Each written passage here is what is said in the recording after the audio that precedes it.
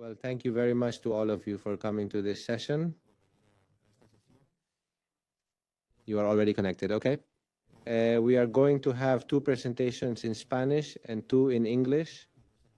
The ones in English are going to be remote, and the ones in Spanish, we are lucky to have them here. The first presentation will be given by Albert Sangrá, who is the Academic Director of the UNESCO Chair in Education and Technology for Social Change. He is a Professor of Education at the UOC, where he teaches in psychology and educational sciences. So Albert, whenever you want.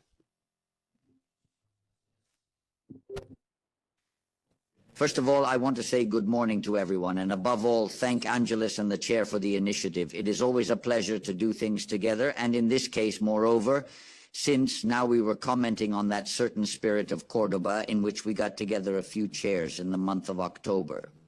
And we realized that we probably need to have meeting points in which we can generate the necessary synergies to move forward and to reinforce and encourage each other when sometimes the institutions themselves do not maybe meet this need.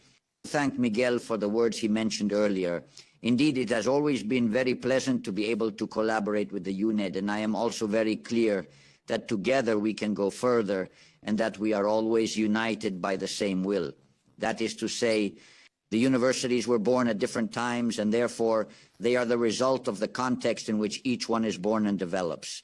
But the objective we have is always the same: to help people, to help that those who cannot access to education can do it, and therefore here we will always find that meeting point that I believe we should always value above all things.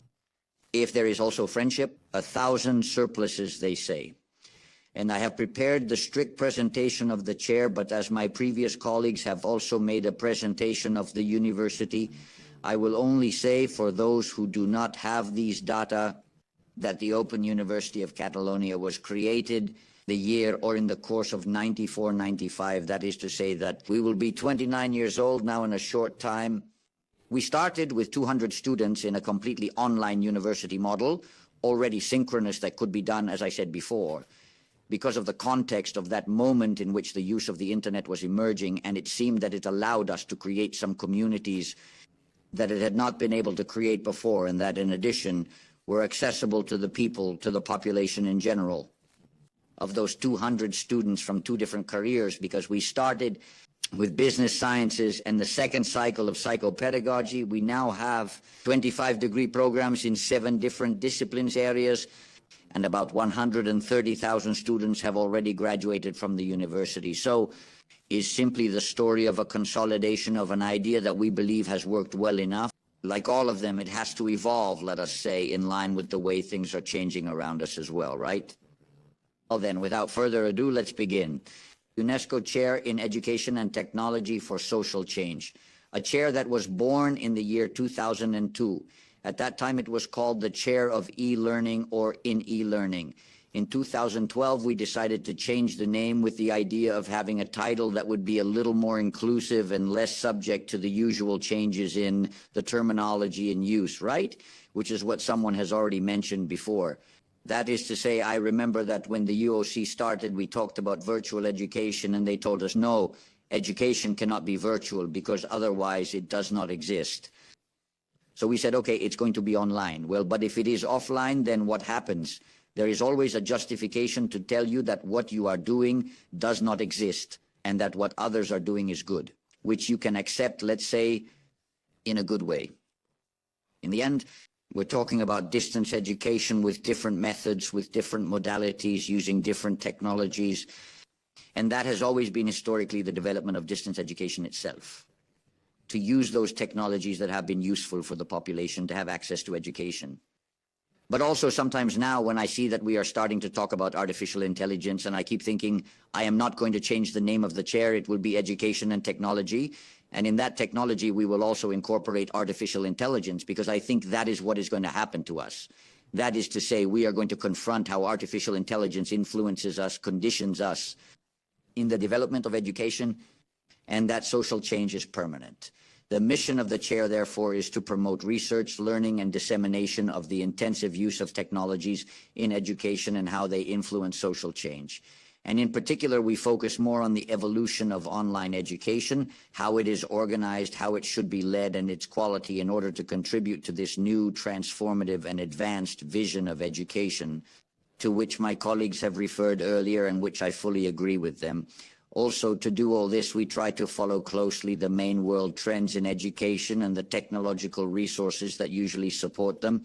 And we try to support and foster networks with experts and key institutions in this field. We establish, but that is the idea, and we are working on it.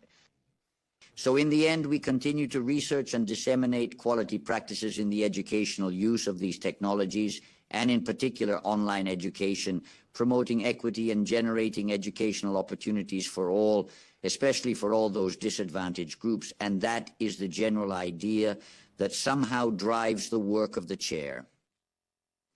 As we recently renewed the chair, we have some objectives from the year 2023 to 2026, which are basically these that I indicate here: to participate and lead research and dissemination projects that are focused on the development of quality online education for all, with special emphasis on the capacity and professional development of teachers, because we believe that this is a substantial element for quality online education. To advance in the study of new forms of learning through the framework of analysis provided by the concept of learning ecologies, which is closely linked to lifelong learning. To support the development and creation of collaborative networks in digital education research, ensuring quality, equity, and inclusion, and to publish works in the form of books, articles in academic journals, etc. In addition to strengthening the chair's own means of communication, the blog, social networks, which until now have been in a certain standby as well. As activities of the chair, we basically work on projects. One line is research and knowledge creation, and here I have only mentioned some of the latest projects that exist. I would like to make an aside regarding the difference with the colleagues who have preceded me. And it is that at my university, and sometimes I think, as I said before, I think we could say that probably in almost all of them, the chairs compete with other units within the institutions themselves, although sometimes they also collaborate. But of course, I could put here all the projects that have to do with online education at the UOC. But it would be false. They are not all the projects of the chair. That is to say, the chair can choose some of these projects because I am involved. In fact, these are not even the projects in which I, as a researcher, am involved. They are some that we associate with the chair. Because there are other instances within the institution itself that also generate projects, and therefore, let's say, we cannot add them all up. The same thing happens later when we publish. I publish much more than publications that I will mention later, but these are the ones we associate in principle with the work of the chair. The chair is small in the sense that it is a part-time person like me directing it, because you are also obviously a teacher, you research other subjects, and you are also going around the world giving talks, etc., and they are not always related to the chair. And then, well, there is a research assistant who participates in the projects, a couple of research assistants, and all those people from different research groups who want to collaborate with the chair, but they are like the Guadiana. Today they are there, and tomorrow they are not, and the day after, yes, depending on the degree of interest they have in the topics we are working on. Therefore, I believe that this is one of the issues we have to take into account. Here I have highlighted those which are the ones that since this year, for example, we have been working more intensively, a project that was dedicated to incorporate an online dimension in the university rankings, and it was achieved through the U Multi-Rank project and also the Times Higher Education, which incorporated some of the results of this project. I think it was quite a successful project in that sense, because we were concerned that distance education was not well represented in the university rankings. And I must say that it is still not well represented in the university rankings, but, well, it is the work of an ant that allows you to advance and make some space. Then we have been working, for example, in Central Asia, developing a center for teaching and learning and entrepreneurship in the field of business and economics, using hybrid education and online education in countries such as Kazakhstan, Uzbekistan, and Kyrgyzstan. And then Kenya, which is a strategic partnership for the co-design of portfolios to assess students' work competencies, that is, learning to apply it to the work environment in these contexts.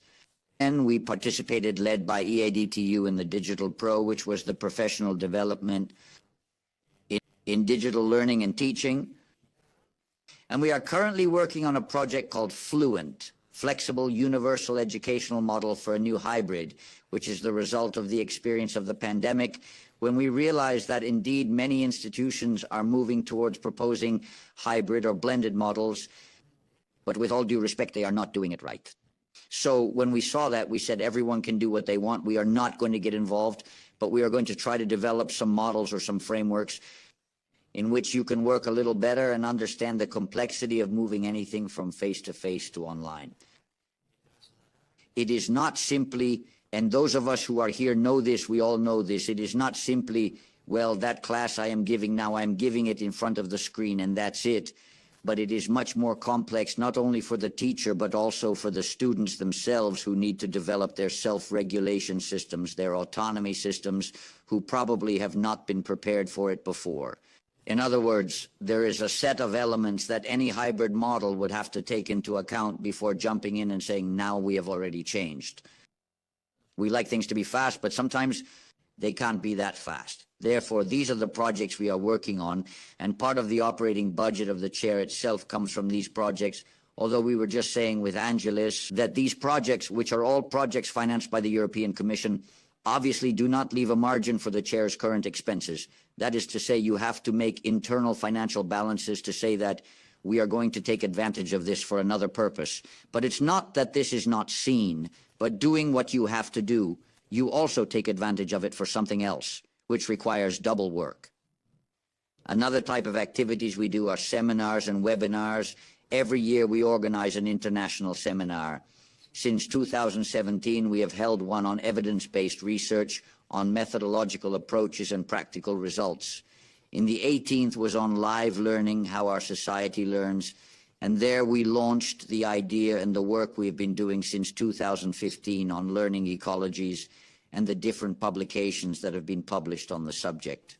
In 2019, we started talking about what we now call artificial intelligence, and the seminar was, this is Alexa, ¿qué quieres aprender? What do you want to learn? And then we were wondering if there were going to be teaching robots or robot teachers, and we see where things are going now. The same year, we did a double seminar in Colombia, in Barranquilla, on the quality of online education in Latin American countries. In 2020, there was obviously no face-to-face seminar, but we did do a series of webinars called Emergency Non-Face-to-Face Teaching. There were 10 webinars in particular that were quite successful in terms of people's participation and subsequent viewings. In the 21st one, we focused on the use of data to develop cultures around the data that is used in institutions and to identify how teachers would also need to know about working with data and working with analytics and so on. And we also developed 6 webinars in conjunction with the International Association of Universities called Innovative Education for Shaped Futures.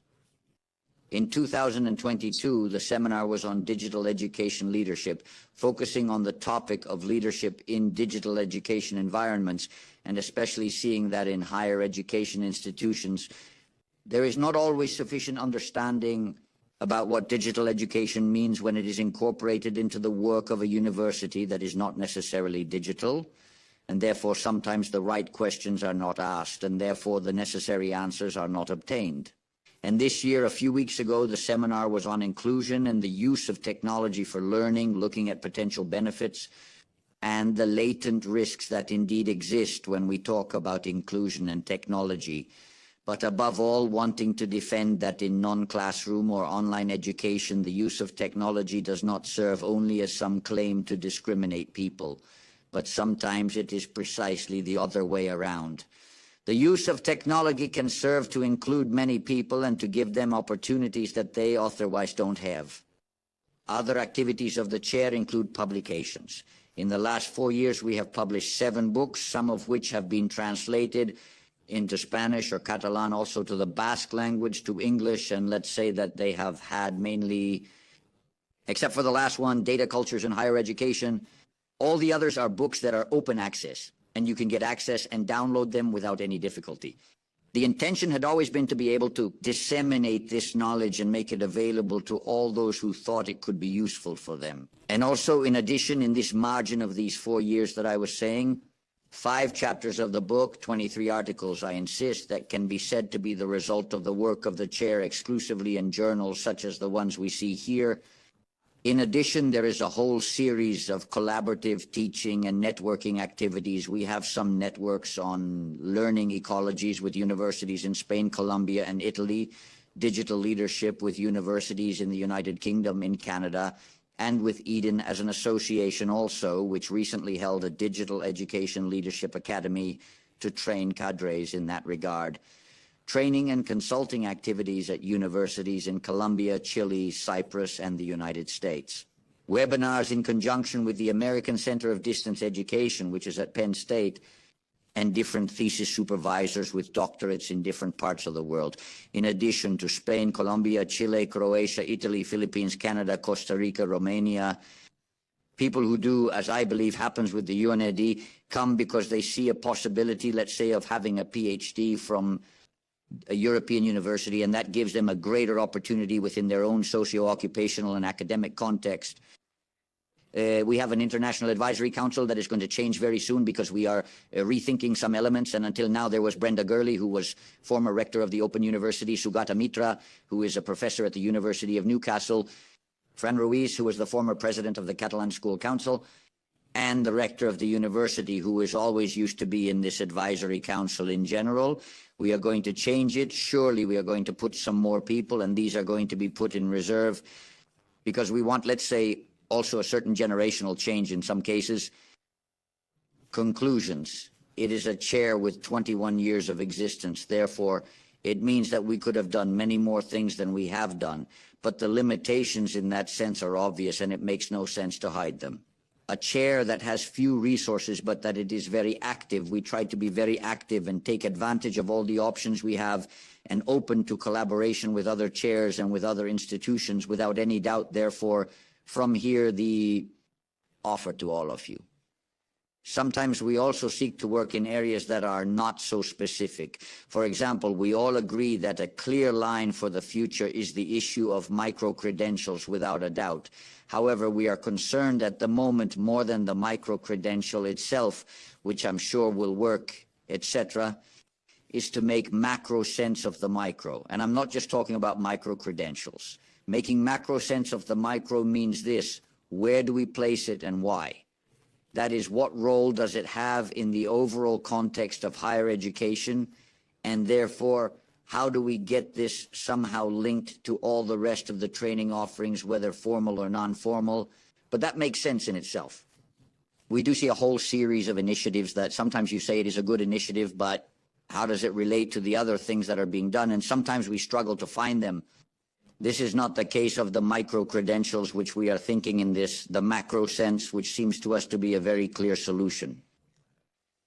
Well, I have tried to limit myself to these 15 minutes. I will be happy to answer any questions you may have later or now or whenever you wish to ask me if necessary, and I will be happy to answer any questions you may have.